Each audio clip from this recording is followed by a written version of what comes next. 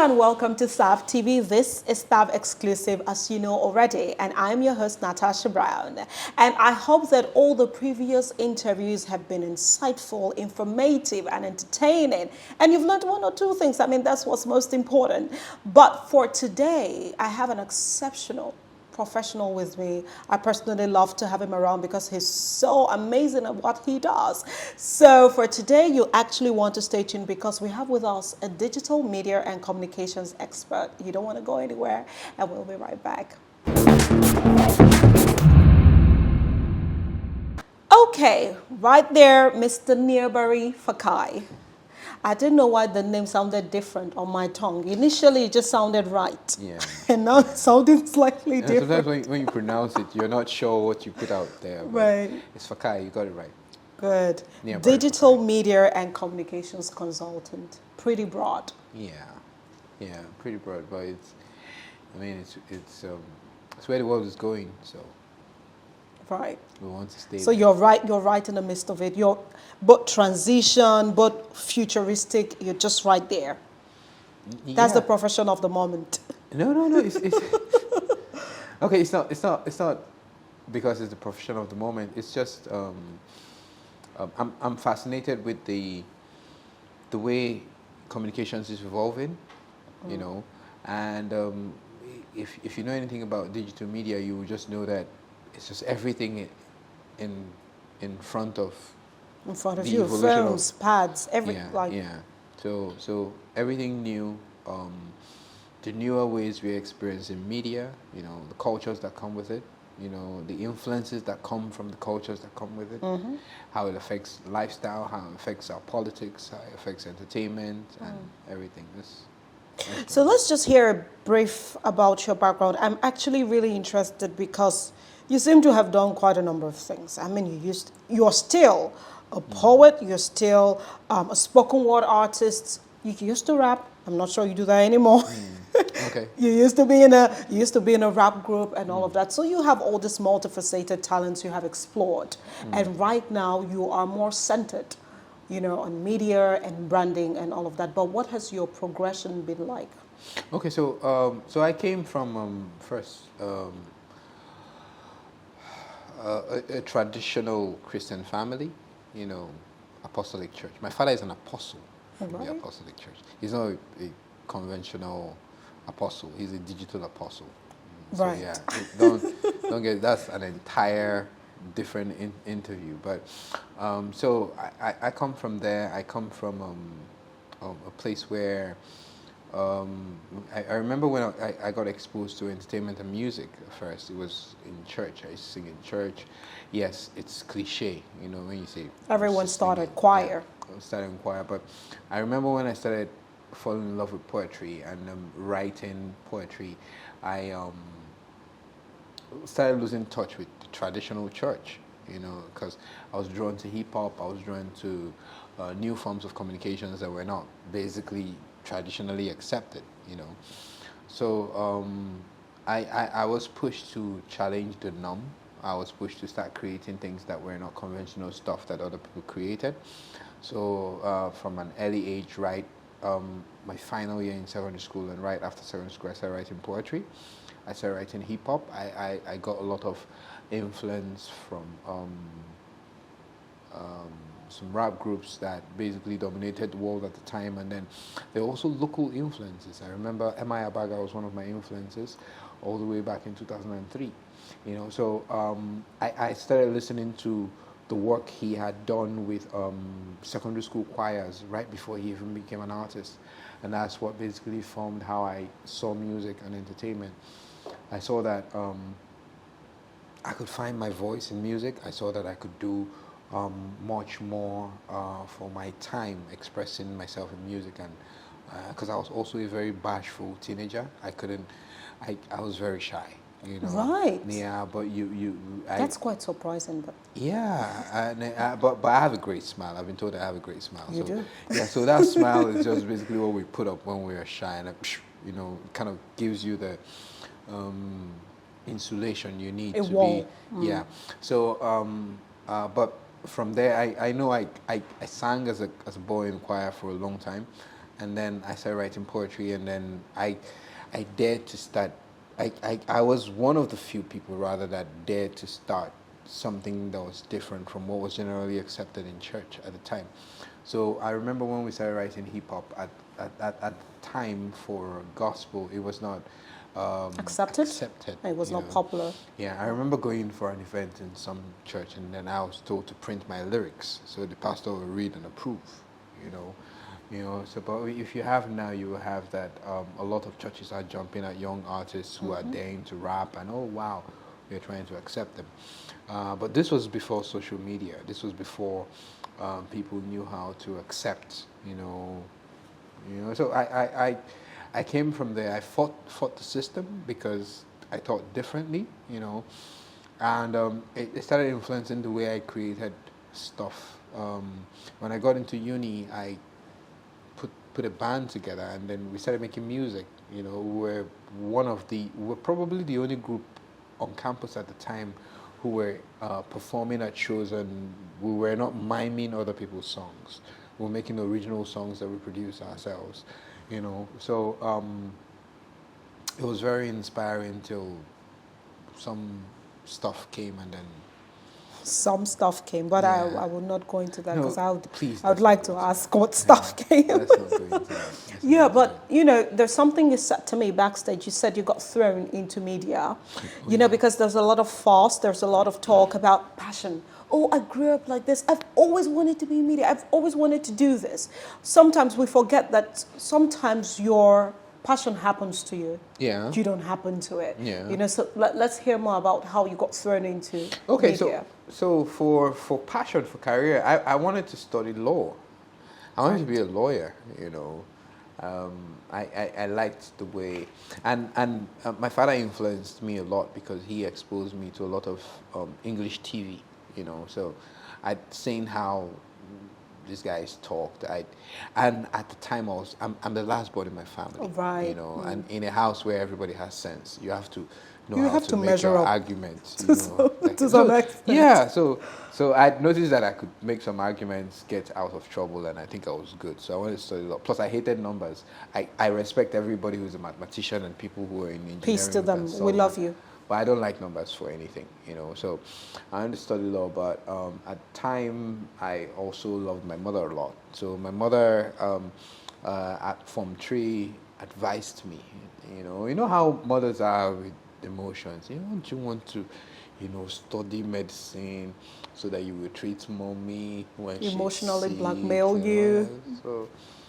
So I got into science class and I wasn't ready for sciences, I beat through my SS classes, and after that, I did my first year. In my second year, I realized I was in agricultural economics. My second year, I realized I couldn't go on anymore, so I dropped out of school.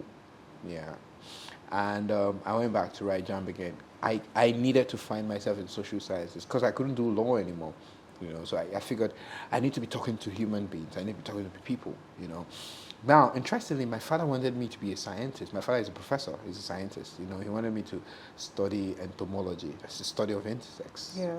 So imagine me now in a lab somewhere just, with the Inoculating and doing all of that. observing, come on.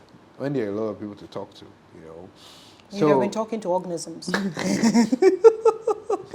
Okay, so but I came out. It was a long trip. It was very unpleasant. It was I made a lot of sacrifices. It took time, but I got into the social sciences and then I started understanding how life evolved. But then I wasn't right there yet. I was getting a degree in international studies and diplomacy, but I wasn't there yet. I knew I was missing something, but I didn't know what it was. So I went for service. And right in camp, I spoke to one of my senior friends and he says, "What do you think about radio and TV?" I was like, "I don't know, I've never thought about it, And I was pushed into the deep. I remember my first month, I got on set in 2 weeks of just getting to camp, to my PPA, Which happened to be a media company? Yeah, Radio. it was a media, Radio. was a state media company at the time. And now the interesting thing was the state has spent so much. So for my first week, I got on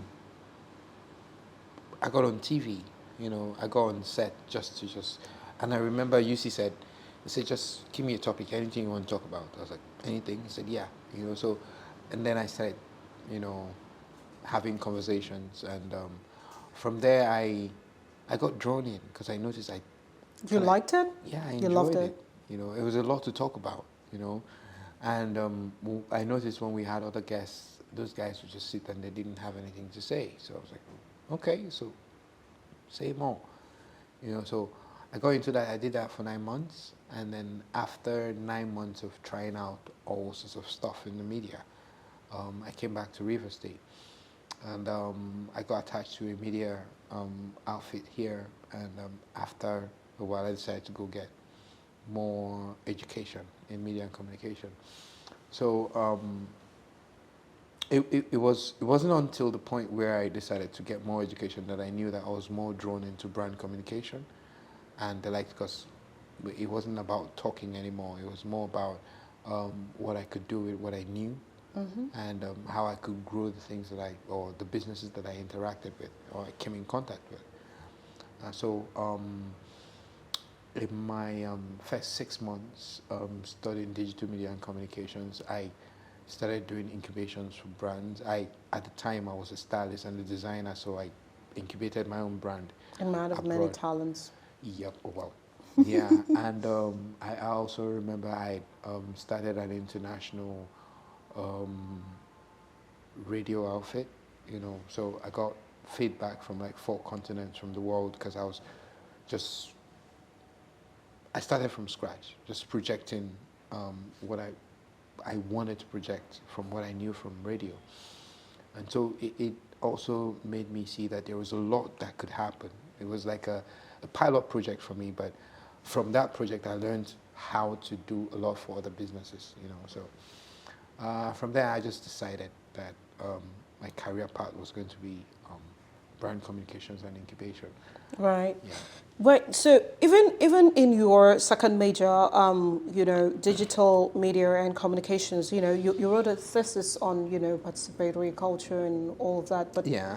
So what? Just give us a little more enlightenment into that. That seems to be quite an interesting part of you. So. Okay. Yeah. So in my second major, I studied more on participatory culture. Participatory culture basically just talks about the cultures that come from participating in media.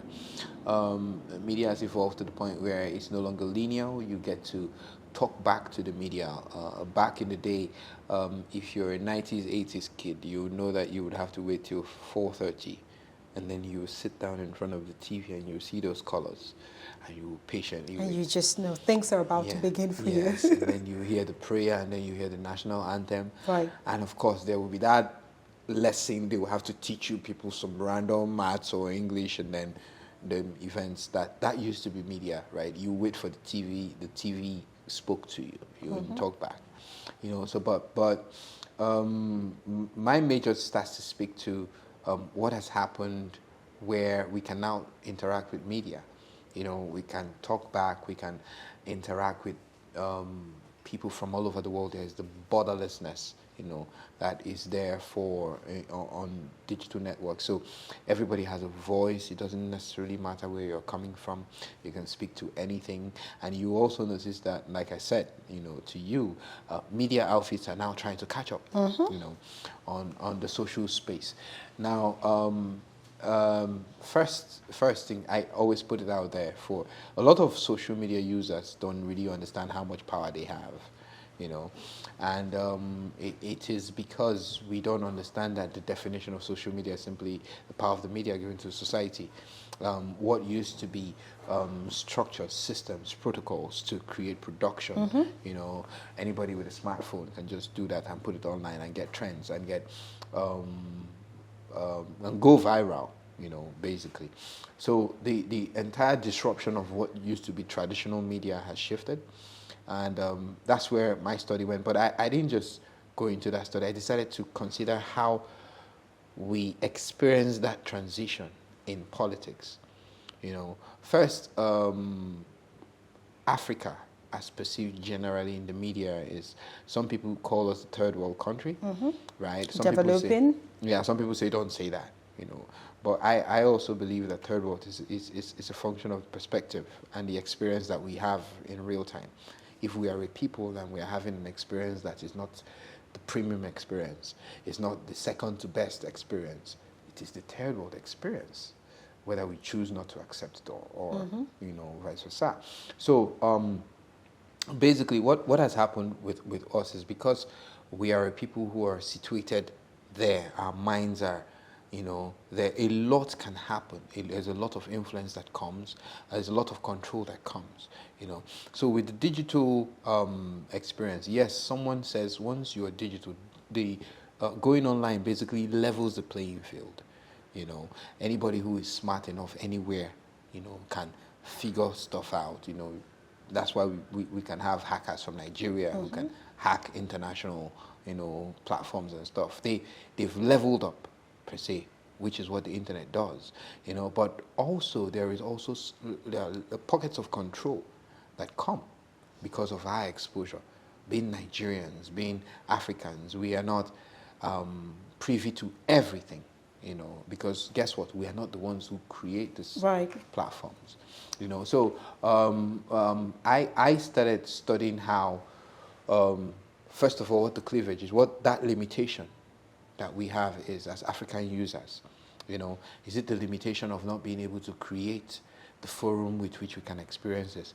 I'll take you to China, for instance. China has Weibo, right? So China, I have Chinese friends, At the time, there was a time I dated a Mandarin. I was studying abroad, and I was drawn to studying the language, and studying. Can you speak Mandarin? I have a beginner certificate in Mandarin, so I can say a few statements, but interesting. Don't push me, So, but now interacting with them, I remember talking because there's a way they are. If you've ever met Chinese people outside there, it's like a closed circle, They are into their culture, they are into their, stuff, So I was researching participatory culture as it matters to other people, how other communities, use new media now. And we got into the research of the Chinese, and we realized that a lot of them were not eager to be on the what we called conventional platforms, the Twitters, the Facebooks, because their friends are not there. They're self-sufficient as a country. They are. Everybody they know is on the platforms that they have, So, and these are like 2 billion plus people. So numbers are not the issue, So it started also making me think that, so these people have created their own communication niche and they have control of it. You can't get into there and just influence it anyhow. They love it. They use it because it works for them. No, they are not complaining that Facebook is putting up such rules or Instagram is doing this. You rarely hear Asians or Chinese people complain about this stuff because they have. Elon Musk is taking our blue barges. Yes, yes, because they have systems that work for them. So that made me start to drive my research to the point of saying, it's also Africa. Yes, we are having peculiar experiences. Why can't we build systems that work for us? Right. And then I started analyzing how the use of these things work in different systems, politics, and I analyzed the Buhari campaign, and it was tricky analyzing the Buhari campaign because I saw a lot of gullibleness, if I choose to say gullible, because we just accepted everything, hook, line, and sinker. Psychology. Yeah, they work the psyche. I don't want to get into those details, right? I really want you to get into those details, but we'll just get right into that after the short break.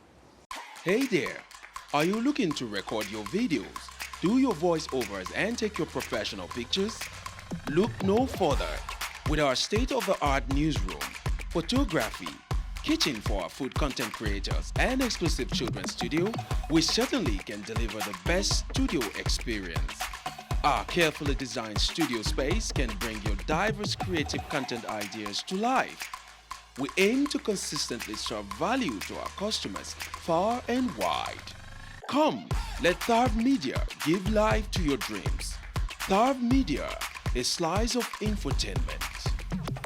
Welcome back. All right, so back to you. Details into media and its influence on our psychology. Yeah, so You were talking about politics. yeah, so at the time, I remember 2014 breaking 2015,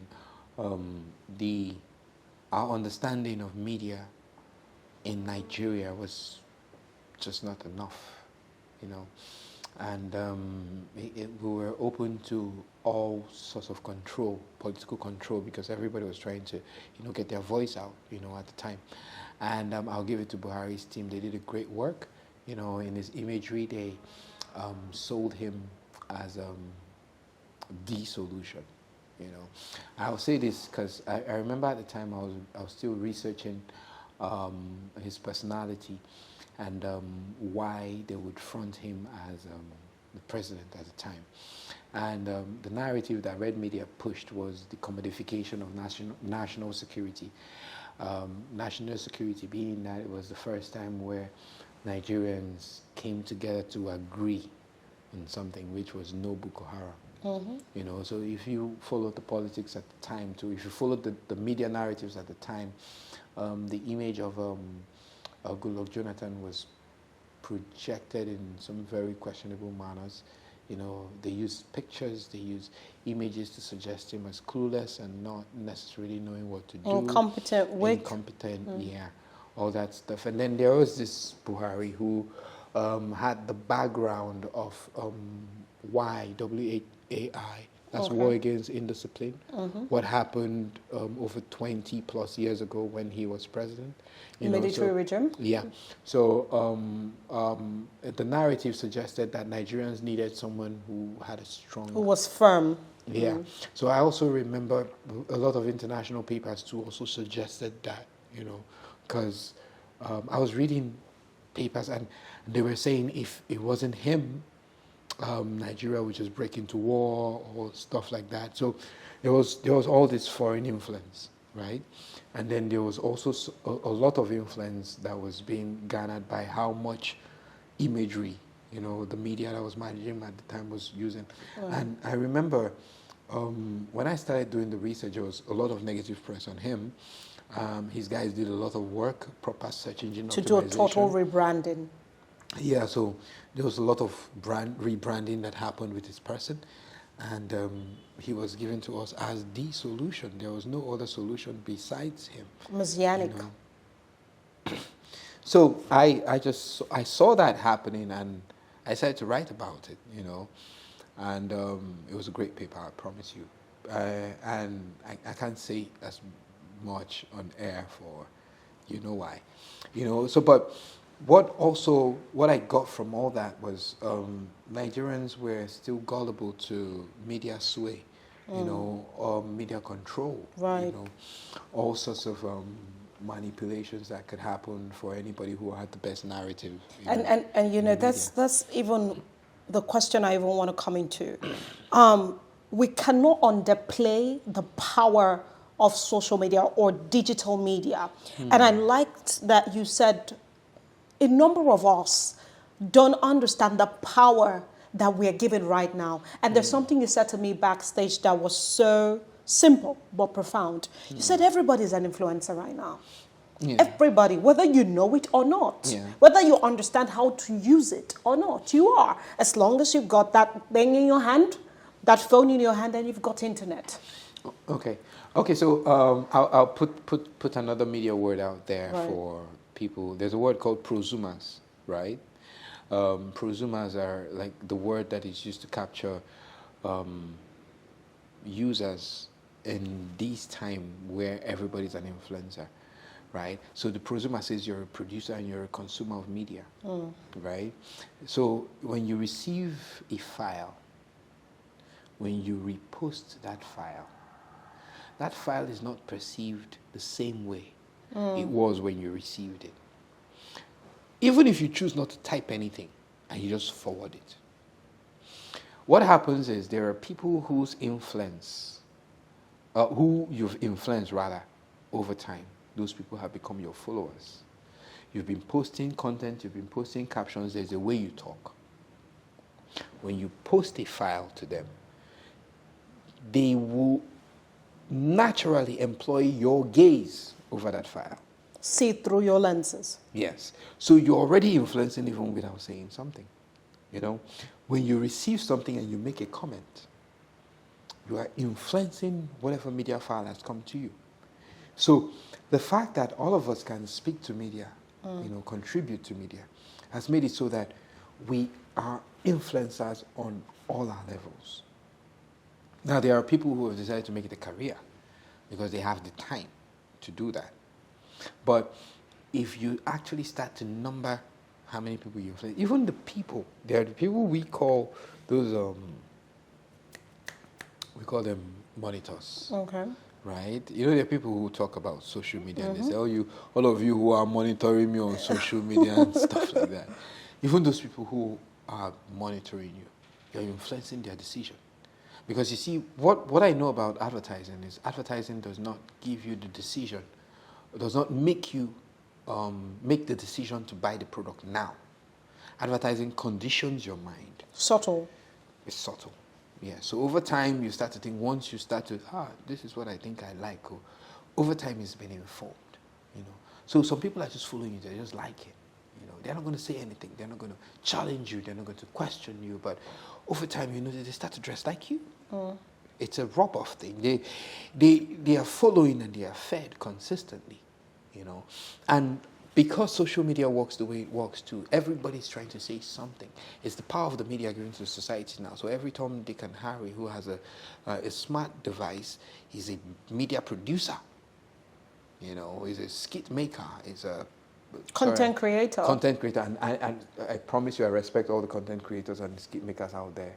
But the fact is, over time, we need to separate who does what.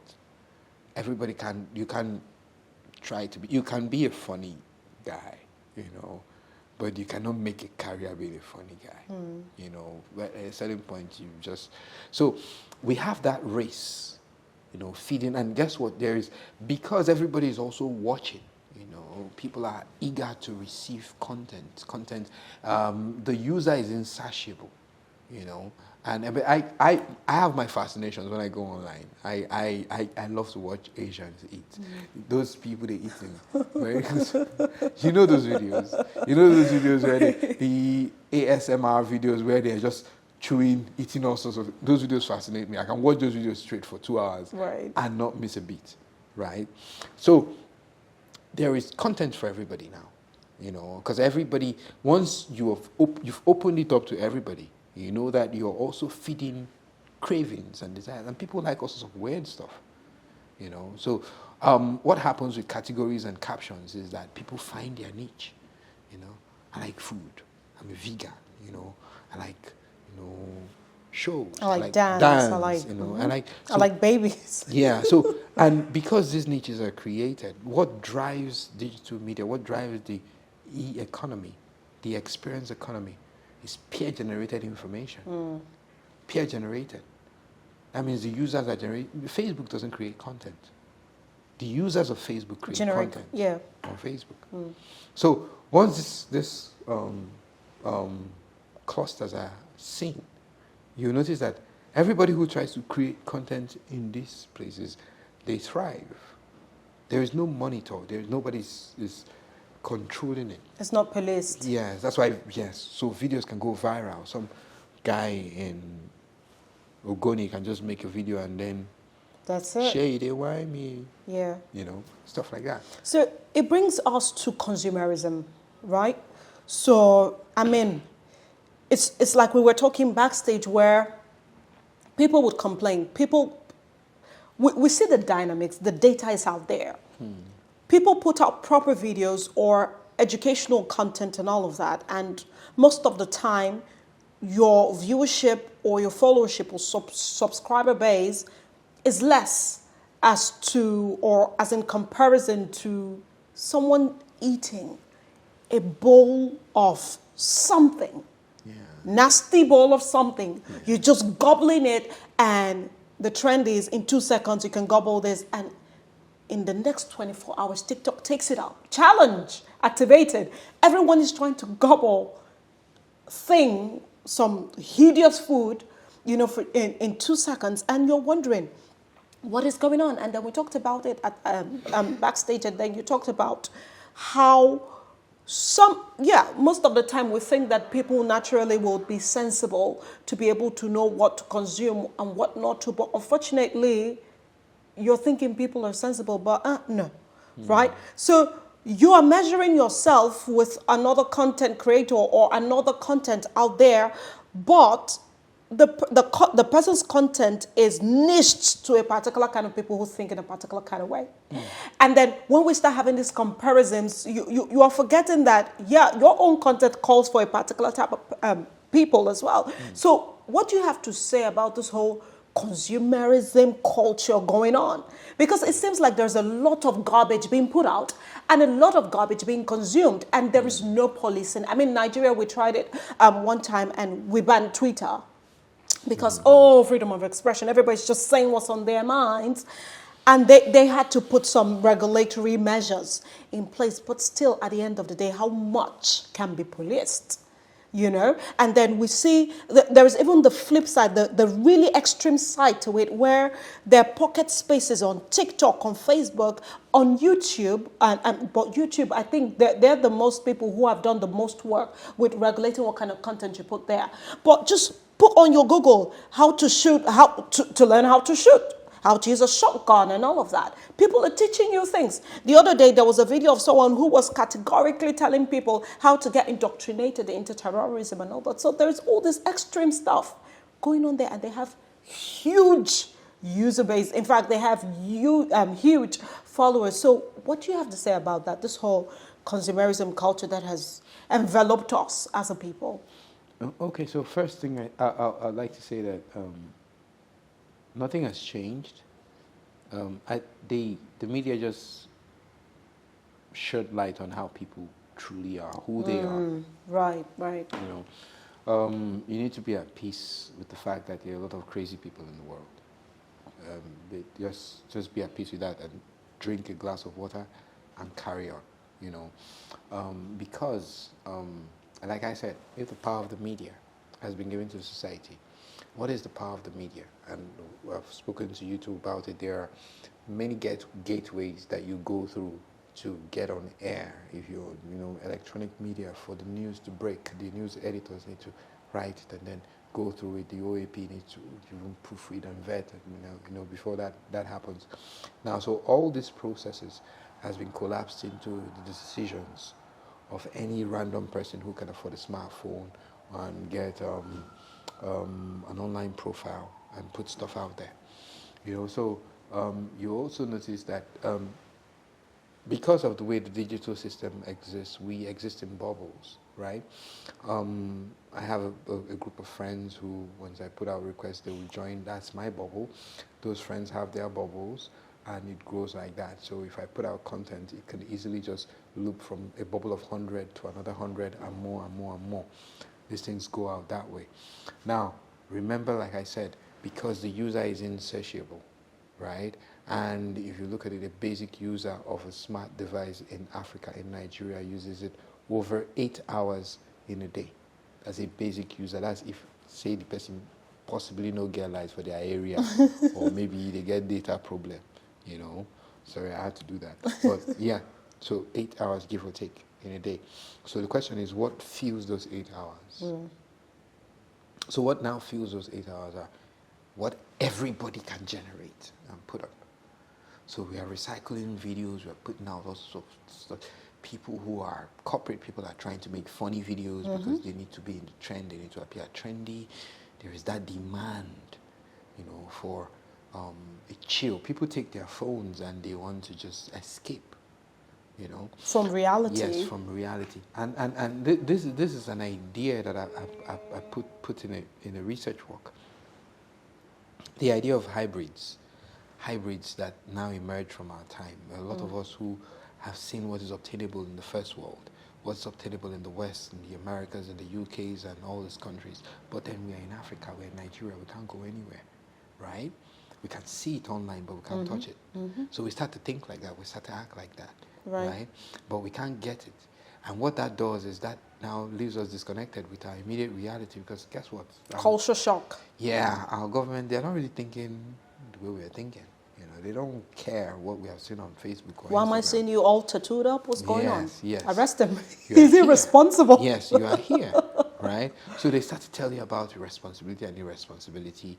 They start to tell you about all sorts of stuff, So part of I didn't finish my thoughts on my research, So because I had to evolve my research to what participatory culture can now do to the politics of our time, right? It went beyond putting Buhari in office. It has now become what can be said to be a driver of change, right? So we noticed that there was a lot of conversations that came up around the NSAS period. Right. But I would say that there was a lot of energy that was garnered based on the potency of what digital media could do, but we couldn't use it for anything at the time because there was no political outcome to it. Right? Nobody could, we couldn't replace anybody, we didn't fire anybody, nobody resigned, and after NSAS, everything happened, and then we carried on, right?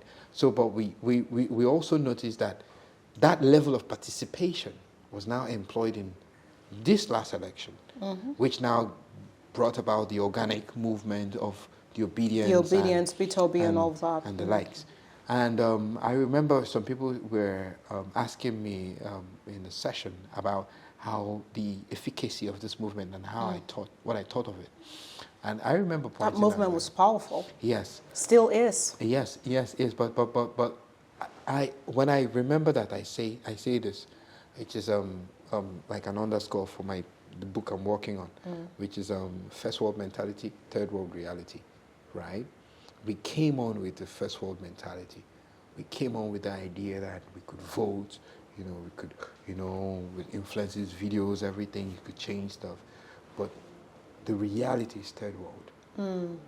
Right. The reality is the rigging that happened. There's still some traditional ways that we do things that is not yet as progressive as we think due to exposure. Yeah, so the human elements, the traditional systems, like you said, that are still not progressive. Still agree and all that. Yes. So if we let, these are also part of what we are part of what I'm studying too, because a lot of us, I remember, I've been told your projections are too forward thinking, futuristic, almost idealist. Yeah. But you start to ask yourself. I mean, if you're a 25-year-old in Nigeria, right? Your competition is a 25-year-old in Germany. Right. You're a 25-year-old in the US. In Japan. That's your competition, right? But you will notice anybody who just walks into a class, a uni class in Nigeria here, is trying to, if he makes a first class, he's feeling like he's untouchable, right? Because he has dusted all his other mates, all his within the same locale. And that's after like 7 years of going through school, 2 years of strike, some random years and stuff, and your degree is even questionable internationally, but you're feeling cool with yourself, So a lot has happened to us, and while all these things are happening, the world is moving. While all these things are happening, we are still frontline players. So that's where the question comes in now. How do we take control of it? Oh, okay, so first of all, we need to start to tell our own stories. I think we're already doing that in a lot of ways. In a lot of ways, but we're not doing enough. I think we are so doing that. Yes, we're not doing enough, but I think that, right now, not to brag as a Nigerian that I am, but Nigeria is on the lip of every continent. Yeah, I know that, we have all the fraudulent part going on, the hush puppies going on, but Afrobeats, the dance, the food, it's something. I think we live in a time that we have almost hit the most progressive use of our digital media space. I think we're living in that time right now because I'm looking at food channels on terrestrial TV. I'm looking at even chef chefs coming, from the Western world, European cultures, they come into Nigeria and I want to see what this amala is about, what this egusi soup is about. They even want to incorporate it into their menus. Yeah. So I'm loving all of this going on, but it still doesn't negate the fact that there are a lot of loopholes still that needs to be filled. So it will bring me to the last question of the session, because if I kept going on and on, production would have to call me out and ask me to pay for time myself. But honestly, what do you think the future of the digital media space is in Nigeria? Let me just bring it back home. In comparison to what is obtainable, generally in the world space. Okay, so I think the future of digital media and communications in Nigeria is seamless work, work, borderless work. Fluidity, yeah. A lot of Africans and Nigerians are working in the international space. I mean, there is a lot of hybrid work now. Yes. Which wouldn't have been spoken of 10 years ago, 5 years ago? Yeah, so we're transitioning from that place in our labor where we start to look for pensionable jobs to jobs that basically afford you the chance to sponsor your pension anyhow you want to, So we're moving from depending on government parastatals to create systems for us where we come in and sign in, and we're all becoming independent professionals, content creators, people who are cooking and making their videos, people who are into interior decoration and making their videos. Everybody's basically their own local government chairman, as MI would say. Everybody's creating their own market for themselves. Everybody's protecting themselves. Everybody's marketing themselves, because that's basically where we're going to, that independence. Eventually you would realize that once you have a smart device and you can put yourself online and create enough content, that smart device means you have paid for rent for your business space. So you can create content, you can post it, you can do that. That's where we are coming. Now, that ecosystem also needs to be perfected, because there are a lot of creatives that work in that space, and because the value that we generate is intangible, we've not been able to put acceptable price to it, So I know graphic designers have trained a lot, and this guy start to say, okay, I've done a lot. This thing, if Cadbury can pay over £500,000 for a design, right? Why would I do a design and ask for 10K? And then someone would say, I can get it for 2,000 naira in Dube. Do you understand? It means that there is no balance to the demand and the quality of work that comes. And that's because everybody who just can pick up the skill can learn to create. And also know that because it is a change in the conventional nature of labor, there is no institutionalization. These guys have not learned how to be corporate. If you have ever worked with a creative, you would notice that you would have to chase them for random stuff. They've not learned deadlines. They've not learned how to ensure that they follow through with it. So these things are happening because a lot of young people are trying to find their way. They are finding creative things they can do for themselves.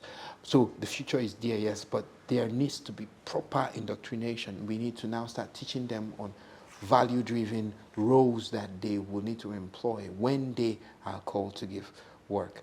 So entrepreneurship will obviously take over. A lot of freelancers will come up to do new stuff. Collaborations will also happen virtually and otherwise. But we need to be able to, as a people, now have a system where you can call for quality control, ensure that there is value for money that is given for all these freelancers, and of course now the reputation of labor put in is respected. I will not encourage anybody to get into the civil service till there's a proper reform, because you will know that the civil service is where people go to when they want to get into government job and do just other things. Want to be able to do other things and just get consistent money coming. Good. So as a people, we need to get to the point where we respect labor value for time. Every young person around needs to be able to say, this is what my 1 hour is worth, because we are also not the people who have come from a place of learning how to clock in and clock out when it comes to labor. We are trying to be like the West, who by 15, 16, 17, they've already done jobs and internships where they clock in and clock out, so they understand the value of time. You know, so we need to also do a lot of work to let our young people know the value of time, know how to put that time in properly, because with the new space of media and everything, there is a lot you can do. But if we lack the discipline to follow through and basically employ some traditional systems that have made work what it is now, we will not get the best out of it. Thank you so much, Mr. Nia'Bari. You are so exceptionally smart at what you do and what your profession is. And yeah, it's been so insightful and informative. And I think that at the end of the day, Nigeria is actually in a good space, you know, when it comes to the digital media space and how we leverage off of it. But definitely, like you rightly said, there are loopholes that need to be filled, and there is more that we can do. And yeah, to all of us out there leveraging off of the digital media space, I hope that we find this very much informative as to how we do what we do, why we do what we do, and how we project rightly. And remember, whatever it is that we're doing, we need to project Nigeria in the right light, the Africa continent in the right light as well, because it's not just about you only. So from me to you, this is Thav Exclusive. I remain your host, Natasha Brown. Bye for now.